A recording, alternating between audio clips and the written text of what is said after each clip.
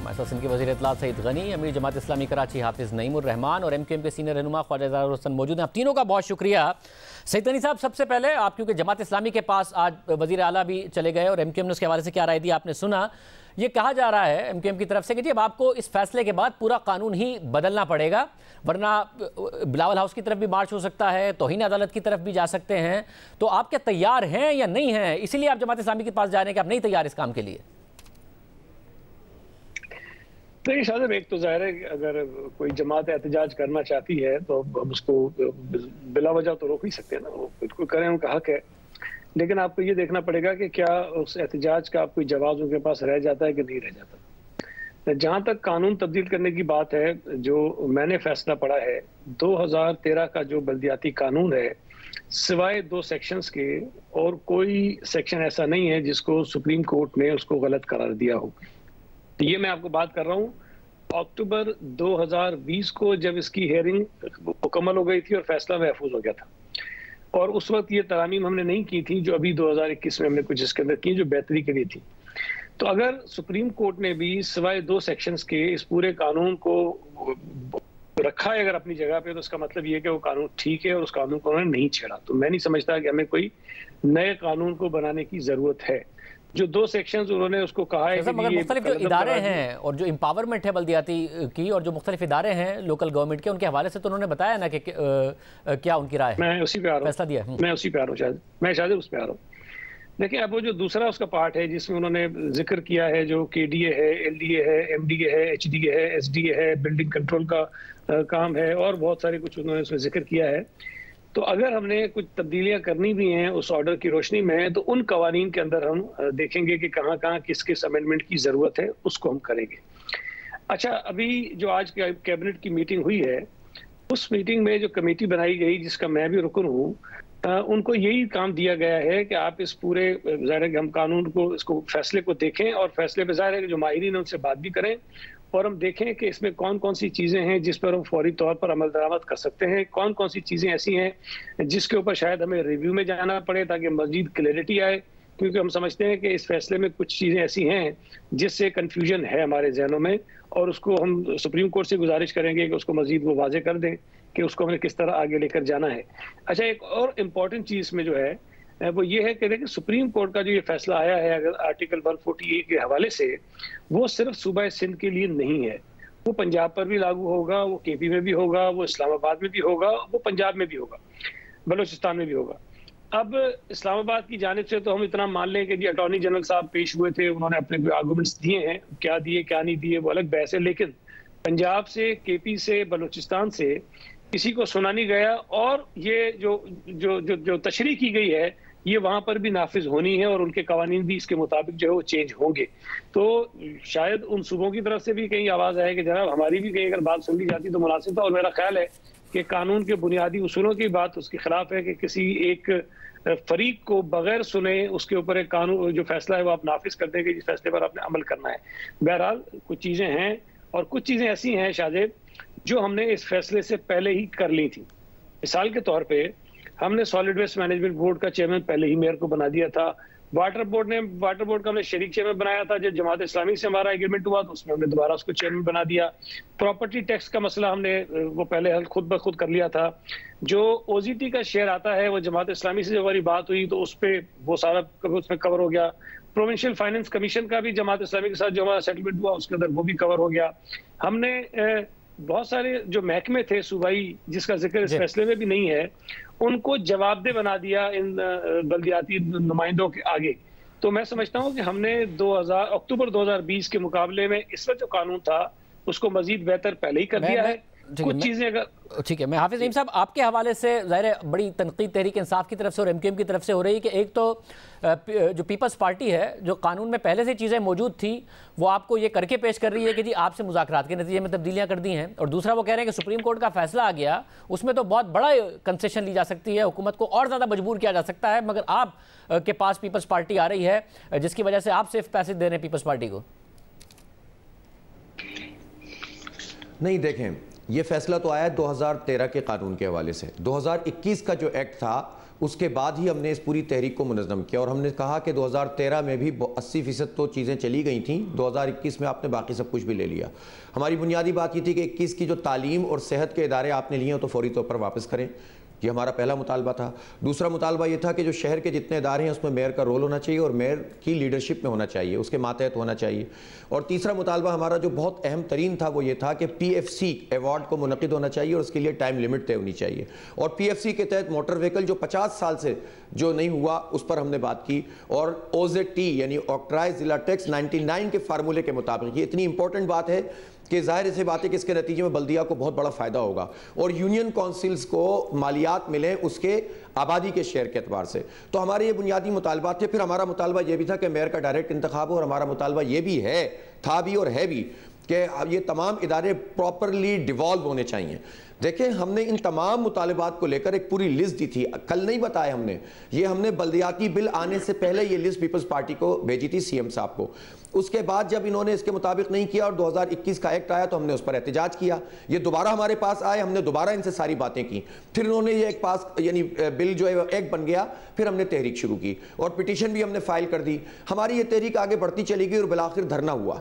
धरना जारी, उस वक्त सुप्रीम कोर्ट का कोई फैसला मौजूद नहीं था, हम एहतजाज कर रहे थे और वाहिद सिंगल पार्टी थी जो सीरियस एहतजाज कर रही थी। बाकी पार्टियां तो नहीं कर रही थी, जिनके पास 30 MPA 22 MPA थे वो तो प्रेस कॉन्फ्रेंस और APC कर रहे थे।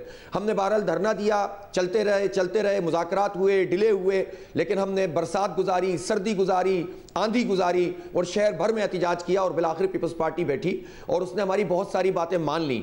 जो बातें नहीं मानी है वो बिल्कुल प्रॉपरली इस मुआहदे के अंदर लिखा हुआ है और आज भी इसका अयादा हुआ है और नासिर शाह साहब ने भी पूरी कौम के सामने पढ़कर सुनाया कि ये तमाम मुतालिबात हमारे मौजूद हैं और इन मुतालिबात पे मुज़ाकरात भी होंगे, हम इस पर स्टैंड करते हैं। अब आप मुझे बताएं कि एक पॉलिटिकल पार्टी और क्या कर सकती है इस शहर के लिए। अब वो सारे इदारे हैं शाहजेब जब हुकूमतों में लोग शेयर करते थे तो उस वक्त ये सारे काम हुए थे। मैं आपको याद दिलाऊं, कोर्ट के फैसले में लिखा हुआ है 1993 में MDA, LDA, KDA ये इस तरह से जो है इंडिपेंडेंट किए गए थे। 93 में कौन हुकूमत में शामिल था और बाद में कौन हुकूमत में शामिल रहा है।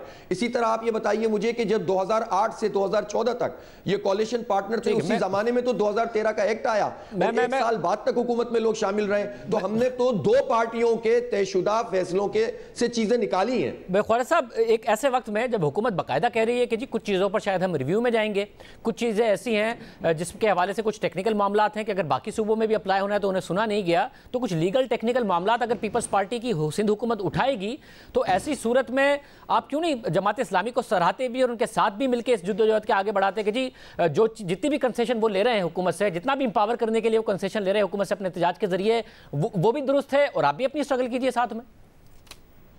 शाहजेब, इसमें थोड़ा सा समझने की जरूरत है। जमात इस्लामी सियासत करना उसका हक है। कराची में 30-35 साल से जाहिर है उनका कोई यूसी चेयरमैन भी नहीं आया और MKM ने उस जहादी माइंडसेट को रिप्लेस किया लिबरल प्रोग्रेसिव सोसाइटी से। और हम समझते हैं कि हम एक लिबरल और प्रोग्रेसिव लोग हैं, कराची को हम एक लिबरल सिटी बनाना चाहते हैं और उस कश्मीर और अफगानिस्तान की जो लाशें हमारे घरों पे आई हैं, अगर सब्जेक्ट पर आ सकें, क्योंकि जाहिर है लिबरल प्रोग्रेसिव पॉलिटिक्स MKM की है जो उस पर बड़ा एतराज उठता रहा है, बड़ी लाशें गिरी हैं कराची में भी।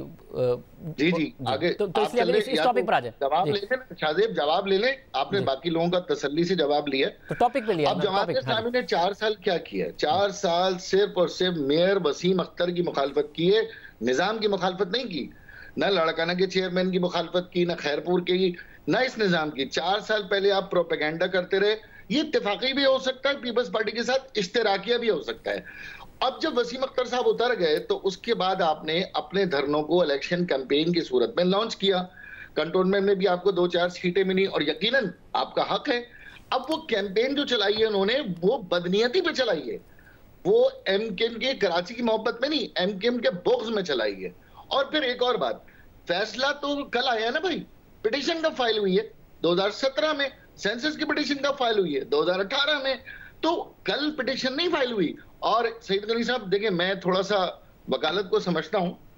इस फैसले में 22 पैराग्राफ में आपको डायरेक्शन है, उसके एक पार्ट तो आपका ऑपरेटिव पार्ट है, एक आपका डायरेक्शन पार्ट है।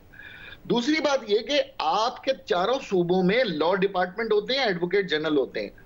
उनका काम झुंझुने बजाना नहीं होता, उनका काम ये होता है कि अदालत में कौन से केसेस लगे, एक एक कॉज लिस्ट आती है और एक ऑप्शन होता है इंटरवीनर का।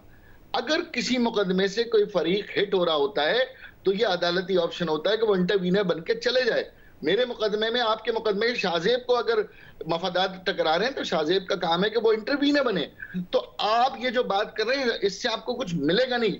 अगर आप इस वहम गुमान में कि जमात इस्लामी के साथ अब इस पे टाइम गेन कर सकते हैं, तो मैं आपको बता रहा हूं हमारी वुकला की टीम गो के आप जितनी माहिर तो नहीं है, लेकिन आपके रास्ते में ठीक ठाक रुकावट खड़ी करेंगे। लेकिन हाँ, मकसद हल हो गया। जो एमकेएम एम्पावरमेंट चाहती थी वो हल हो गया, और सियासी तौर पर जो जद्दोजहद थी जिसके लिए आपके साथ हमारे मुआहदे भी हुए, पीपल्स लोकल गवर्नमेंट एक्ट भी बना था, याद होगा आपको, जिसको फिर बाद में 1979 से आपने रिप्लेस किया। आखिरकार इसकी कुछ ना कुछ शक्ल आई है, लेकिन ये हक भी नहीं है। मैं आपको ये भी बता दूं, इसके बाद हम हाई कोर्ट में मजीद एम्पावरमेंट के लिए जाएंगे, जिसका शायद अभी अंदाजा नहीं है।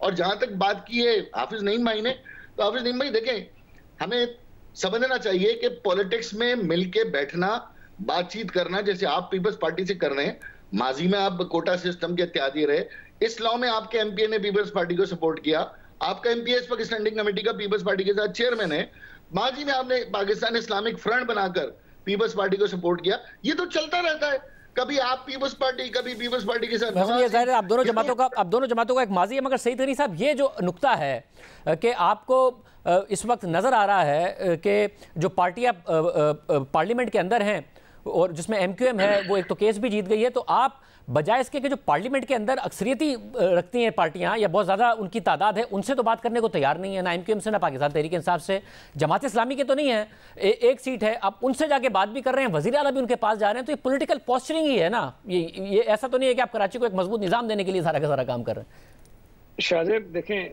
एक तो फ़र्क है, जमात इस्लामी का प्रोटेस्ट तकरीबन 28-29 दिन रहा, मुख्तलिफ हमारी मुलाकातें हुई, फिर जाकर ये सेटलमेंट हुआ। एमक्यूएम ने जब ये एहतजाज किया, सीमा उसके सामने आए, खैर उसकी मैं तफसील में नहीं जाता, फिर इनके कारकुन की हलाकत हो गई जिसको उन्होंने हमारे गले में डालने की कोशिश की। उस वक्त चीफ मिनिस्टर साहब ने उसी दिन शाम में अमीनुल हक साहब से बात की और उनको ये कहा कि हम इस लोकल गवर्नमेंट के कानून पर आप जहां कहें हम अपनी टीम भेजेंगे, हम आपके साथ बैठकर बात करने को तैयार हैं। बकौल चीफ मिनिस्टर साहब के चूंकि उनकी बात हुई थी, उन्होंने आज ये मीडिया के सामने भी इसका इजहार किया।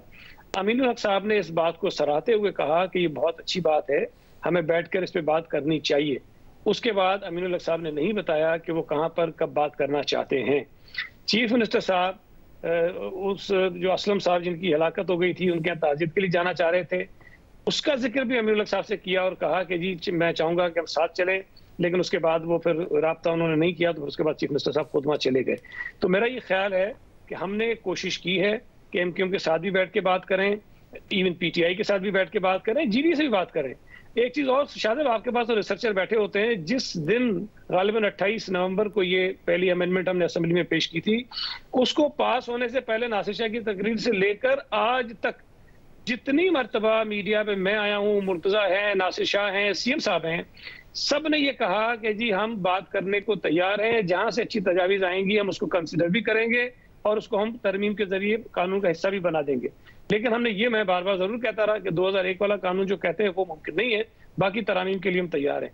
मैं ये समझता हूँ कि इतने खुले दिल के साथ इजहार करना, खुल के करना, ओपनली करना, ये शायद जिसको अगर कहता है कि हमने नहीं किया तो बुरी बात है, लेकिन हमने हर जमात से बात की है। इवन एमडब्ल्यूएम ने भी अगर हमसे रब्ता किया, बात की, तो हम उनके पास भी चले गए। ये सवाल एमक्यूएम की तरफ ले जाता हूं, मगर उससे पहले हाफिज नईम साहब, अगर मकसद तमाम जमातों का पॉलिटिकल माइलेज नहीं है अगले बल्दियाती इंतखाबात से पहले, बल्कि हकीकतन एक मजबूत बल्दियाती निज़ाम है, तो आप और बाकी ओपोजिशन भी बात मजबूत बल्दियाती निज़ाम की करें, मगर एक दूसरे पर अटैक कर रहे हो, तो इस सबको मिलकर ही नहीं बैठ जाना चाहिए। अगर पीपल्स पार्टी आपके साथ बैठने को तैयार है तो आप और एमक्यूएम आपस में ना तनकीद कर रहे हो, बल्कि सब और तहरीक इंसाफ भी सब साथ ही मिलकर बैठे और एक मजबूत निज़ाम बने, अगर अदालत का फैसला भी आ गया। देखिए, जब ये बिल आया था ना तो राब्ते हुए थे, एमक्यूएम के लोग भी आए थे, हमने उनको वेलकम किया था, हमारी बातचीत हुई थी, पीएसपी के लोग भी आए थे, मुस्तफ़ा कमाल साहब भी आए थे और पीटीआई वाले भी आए थे। इस पर हम सब का इत्तेफाक हुआ था कि अपने अपने प्लेटफॉर्म पर जिद्दोजहद शुरू करें। अगर ये जिद्दोजहद आगे बढ़ती तो उसके नतीजे में कोई एक पॉइंट ऐसा होता कि हम सब इश्तराक भी करते और इसमें कोई हर्ज भी नहीं था। लेकिन हुआ ये कि उसके बाद पीटीआई ने और एमक्यूएम ने प्रॉपरली कोई एहतजाज किया ही नहीं और अपने अपने प्लेटफॉर्म से कुछ भी नहीं किया। जो 15वें, मैं बता रहा हूँ ना आपको, 15वें रोज जो है हमारा धरना था, उससे पहले हम कराची बचाओ मार्च कर चुके थे, उससे पहले हम 10 धरने शहर में दे चुके थे, सिग्नेचर कैंपेन कर चुके थे। तो एक ये बात हुई। दूसरी बात ये कि यार थोड़ी मैं तस्दीक कर दूं, ये ख्वाजा इजहार साहब जो कह रहे हैं कि 4 साल तक, आप यकीन करें कोई तकरीर ऐसी नहीं मिलेगी आपको जिसमें हमने अगर वसीम अख्तर पर तनकीद की तो सिर्फ इस पर तनकीद की जो काम उनके हिस्से का है वो करें। हम उनसे उसका हिसाब नहीं ले रहे जो उनका इख्तियार नहीं है। हम शहर को बाइख्तियार बनाना चाहते हैं। आप रिकॉर्ड उठाकर देख लीजिए, हमने कभी भी नहीं कहा कि इख्तियार होना चाहिए। तीसरी बात यह है कि देखें 2008 से और 2014 तक एमक्यूएम प्रॉपरली हिस्सा थी जो है पीटीआईएस के, पीपल्स पार्टी के साथ। इस दौरान में जितने इदारे वापस लिए गए और इस जो 2013 का कानून जिसको ये कह रहे हैं कि हम ये कर देंगे और वो कर देंगे, भाई उस कानून के आने के तकरीबन 13 महीने तक आप उसका हिस्सा थे और आपने कभी कराची में कोई हड़ताल इस कानून के खिलाफ नहीं की। आपने शहर में सब कुछ जला, बंद हुआ, लाशें गिरी, लेकिन कभी कानून पर, कभी पानी पर, कभी बिजली पर आपकी तरफ से एहतजाज नहीं हुआ। तो जो रिकॉर्ड है उसको दुरुस्त रखें। बाकी आप जो चाहें जमात इस्लामी को कहें, आपका हक है, हमारा कोई ऐसा मसला नहीं। हमने इस शहर की खिदमत की है। मगर बड़ा अच्छा हो कि जो भी आप लोगों का माजी है उसको एक तरफ रखते हुए, माजी के इख्तिलाफात, अगर एक चीज आगे बढ़ रही है, ख्वाजा साहब, सईद गनी साहब कह रहे हैं मुतअद्दिद दफा बात करने की कोशिश की है, नहीं हो पाई है आपके रवैये की वजह से, वो अभी भी तैयार हैं, तो मिल बैठ के सब करें ताकि एक मजबूत बल्दियाती निजाम मिल जाए सिंध को। शाजिब सिर्फ थोड़ी सी तस्दीक करूंगा, 2013 में ये सईद गनी साहब मौजूद हैं। हम इसी शर्त पे इनके साथ वो 8 महीने या 7 महीने हुकूमत पे थे और हमने एक और बिल पेश किया था। 2015 का वो बिल है, मेरे पास वो ड्राफ्ट मौजूद है, लेकिन जब उस पर अमल नहीं हुआ था तो फिर हम दोबारा अपोजिशन में बैठ गए थे। और ये हमारा हक है। देखें, कोई भी सिंध हुकूमत जीत के आती है ना, अक्सरियत लेके आती है, वजीर आला ही एग्जेक्टिव होता है, वुज़रा ही एग्जेक्टिव होते हैं, इनसे काम लेना है। हाफिज नईम साहब क्योंकि असेंबली में कभी आए नहीं, आएंगे तो फिर इंशाल्लाह इनको पता चलेगा कि असेंबली में रिकॉर्ड कैसे बनता है, दुरुस्त कैसे होता है। आज भी असेंबली में एक एक लफ्ज़ लिखा जाता है, बाकी चेक कर लें। एक बात मैं जरूर कहूंगा, देखिए सईद गनी साहब जो बात कर रहे हैं ये अब गैर पार्लिमानी और सियासी बात कर रहे हैं। मैं इनको पार्लिमानी रास्ता बताता हूँ। ये पुराने पार्लियामेंटेरियन है। अगर आपको हमसे मुज़ाकरात करने थे, एक स्टैंडिंग कमेटी, स्पेशल कमेटी आप बना लेते। ये रूल्स ऑफ बिजनेस है ना आपका कि किसी कानून पे इत्तेफाक ना हो तो आप स्पेशल कमेटी कॉन्स्टिट्यूट करें तमाम पॉलिटिकल पार्टीज की और इस लॉ को उसमें डिबेट करें। आप टीवी पे कह रहे हैं कि हम बात करने तैयार हैं, कर क्या रहे हैं? आप अपनी मर्जी कर रहे हैं। आप टीवी पे कह रहे हैं अपने तजावीज दें, किया क्या आपने? 3.5 मिनट में हमने ये बिल पास किया 2013 में। तो भाई टेलीविजन जो है ना, यानी ख्वाजा साहब पार्लियामेंट के अंदर आप बात करने को तैयार हैं। आप कह रहे हैं कि पीपल्स पार्टी बात करना चाहती है, करे पार्लियामेंट में आके, और इसको हम तैयार हैं। एक पार्लियामेंट कमेटी बनाए, हम बात करने तैयार हैं, लेकिन ये लॉलीपॉप वाली कमेटी नहीं लाएंगे। सईद गनी साहब, एक मजबूत कमेटी। मैं एक करेक्शन कर दूं। देखें, ये खुद असेंबली में मुझे पता नहीं उस दिन थे कि नहीं थे। ये बात ठीक है कि वो जो 28 नवंबर को हमने तरामीम की उसमें वक्त शायद कम मिला, लेकिन ये इनका कहना कि हमने नहीं पढ़ा ये गलत है, इसलिए कि उसके ऊपर भी ऑपोजिशन की तरफ से अमेंडमेंट्स आई थी।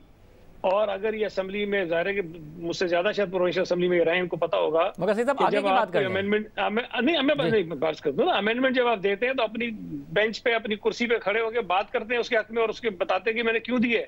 स्पीकर साहब ने नाम पुकारे, इनमें से कोई आदमी बात करने को तैयार नहीं था अपनी दी हुई अमेंडमेंट के ऊपर, और ये बाहर चले गए। फिर जब दूसरी मतलब गवर्नर साहब ने इसको बिल को वापस भेजा कुछ ऑब्जर्वेशन के साथ, हमने उनकी ऑब्जर्वेशन तस्लीम की, उसके बाद दोबारा इनकी अमेंडमेंट थी, दोबारा अमेंडमेंट पे इन्होंने बात नहीं की। स्टैंडिंग कमेटी वाली बात पे आपको यकीन नहीं है? मेरी तो सुने ना, मैं आपको जो फैक्ट बता दूं, ये गलत है क्या? आप लोग उस वक्त भी एहतजाज करके चले गए और हम उस वक्त भी ये कहते रहे कि भाई असेंबली फोरम है, यहाँ पर आए, यहाँ पर बात करें, यहाँ पर अपनी तजावीज रखें। लेकिन अब अगर ये सड़क पे मुजाहरा करेंगे, एहतजाज करेंगे, धरना लगाएंगे, तो भाई मैं सड़क पे जाके इनसे बात करूंगा ना। सीएम साहब ने फोन किया था अमीनुल हक साहब को, टीवी के जरिए कोई मैसेज नहीं दिया, उनको फोन किया, उनसे फोन पर बात। मगर साहब आगे चल के मगर आगे चल के मैं शाहजेब आपके प्रोग्राम में तजवीज देता हूँ, दफा कह रहे हैं कल सईद गनी साहब एक स्पेशल कमेटी बना दें, हाफिज नईम रहमान साहब को भी इसमें स्पेशल ऑनररी मेंबर बुला लें। ये कमेटी ये कल बना दें पार्लियामान के बाहर की जमातों की, और इसके ऊपर डेलिब्रेशन शुरू कर दें। हम आपके साथ तैयार हैं। ये एक संजीदा कोशिश है। असेंबली का इजलास होगा तो उस कमेटी को भी बनवा सकते हैं, उस पर भी कोई हर्ज नहीं है। बनवाइए, बिल्कुल बनवाइए। चलिए हाफिज नईम साहब, आप भी समझते हैं ये अच्छी तजवीज है? नहीं ठीक है, देखें हम तो किसी भी चीज़ के लिए तैयार हैं यार। हमने तो सबसे पहले अपनी तजावीज़ दी थी, फिर उसके बाद तरमीम भी। हमारा तो एक मेंबर है ना, हम, मुझे जाहिर है कि तजर्बा नहीं है, ये बहुत तजर्बेकार हैं हर चीज़ में ख्वाजा साहब। तो मैं तो अर्ज़ ये करना चाहता हूँ, देखें मेरे भाई, आप कहते हैं ना मिलकर काम करें। कराची के आधे मसलों का ताल्लुक जो है ना विफाक से है। कराची का पानी एक तिहाई कर दिया विफाक ने। कोटा सिस्टम की बात कर रहे थे, गैर मुअय्यना मुद्दत के लिए MQM और PTI ने बंद किया। मुझे बिल्कुल प्रोग्राम खत्म करना है, अगर आप बता दें कि इसके लिए राजी हैं ना। इनका सब्जेक्ट है गैस, इनका सब्जेक्ट है, सब आप राजी हैं इसके लिए? देखिए कोई भी मुज़ाकराती अमल जिसके नतीजे में हम कंट्रीब्यूट कर सकें, हम तैयार हैं उसके लिए। बहुत शुक्रिया नजर आया। आप तीनों जमातों का बहुत शुक्रिया।